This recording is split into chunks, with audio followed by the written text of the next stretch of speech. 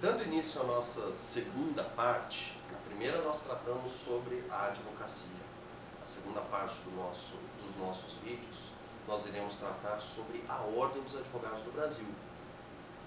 Na terceira parte dos nossos vídeos, nós vamos tratar do processo na OAB.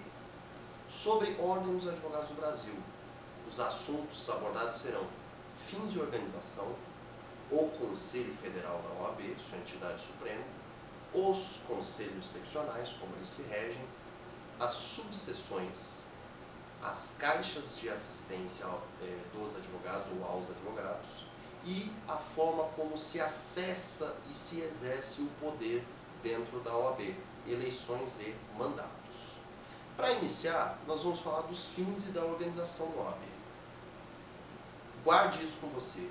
Finalidade da OAB. Para que serve a OAB? Por que ela foi feita? Por que ela se estruturou?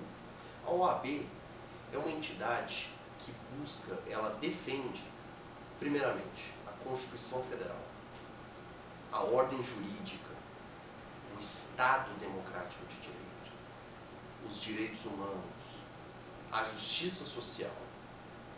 E ela pugna sempre pela boa aplicação e rápida administração, certo, das leis, bem como pelo aperfeiçoamento da cultura e das instituições. É seu dever promover sempre com exclusividade a representação, a defesa, a seleção e a disciplina dos advogados no território nacional. Exclusividade, a representação, a defesa, a seleção e a disciplina dos advogados. Além disso, a Ordem dos Advogados do Brasil não mantém qualquer vínculo hierárquico ou funcional com qualquer órgão da administração pública. E a denominação OAB é privativa da Ordem dos Advogados do Brasil. Sobre sua organização, tem como órgãos o Conselho Federal da OAB, como eu já disse, é o seu órgão supremo, os conselhos seccionais, que têm personalidade jurídica própria, a gente vai tratar de cada um, as subseções e as caixas de assistência. Goza de imunidade, por ser serviço público, goza de imunidade com relação aos seus bens, rendas e serviços. Na parte institucional, a OAB ela realiza a cobrança e é dela a competência para fixar os valores de contribuições, serviços, multas, isso tudo que eu estou falando interna corporis, certo? Para dentro da OAB. A OAB regula o seu funcionamento e os seus custos, certo? Além do que, a questão da anuidade tem-se dois pontos a tratar. Primeiro, o pagamento da anuidade isenta o advogado do pagamento de contribuição sindical. Gravou? O outro ponto, não pagou a anuidade, a certidão da OAB que trata disso, ou seja, emitida pela OAB dizendo fulano de tal, advogado, está ausente do pagamento da sua contribuição, esta certidão já constitui um título executivo, certo? Sobre a organização ainda, tem-se que ter em mente que a questão dos cargos, quem ocupa os cargos e o que faz.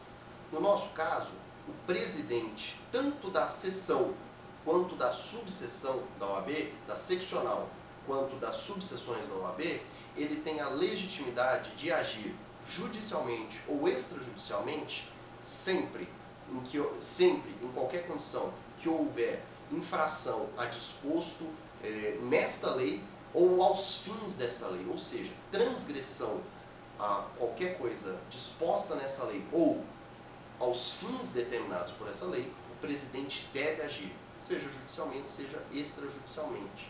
Também pode intervir como assistente nos casos em que um advogado esteja sendo investigado ou que seja indiciado, acusado ou ofendido em qualquer ação.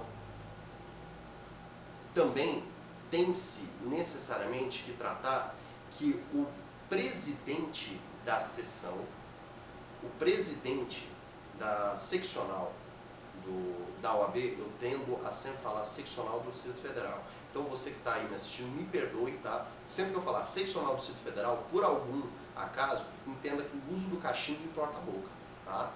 Sou advogado aqui no Distrito Federal, naturalmente o pensamento é nesse sentido.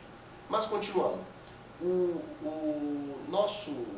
presidente, na verdade, não estou fazendo campanha, o presidente, na verdade, ele tem o poder de requisitar. Lembrando a diferença entre requerer e requisitar. Requerer é pedir, requisitar é requisitar. Entendeu, né? Requerer é pedir, requisitar é mandar. Ele pode requisitar isso no interesse da OAB. Documentos, processos, cópias que sejam necessários para a construção do processo dentro da OAB. O que isso significa? Ele pode requisitar autoridades, magistrados, cartórios, a administração pública, documentos que sirvam a este fim, certo? Além disso, para finalizar, o exercício de cargos, seja de conselheiro, seja de diretor da OAB, esse exercício ele é gratuito. Você que um dia pensou em ser conselheiro da OAB, que ia receber um salário, infelizmente eu tenho que te decepcionar, tá? O serviço é gratuito e obrigatório. Além disso, é um serviço público relevante que deve ser contado, inclusive para fins de disponibilidade e de aposentadoria. Estamos iniciando nossa segunda parte dos vídeos. Para você, sucesso!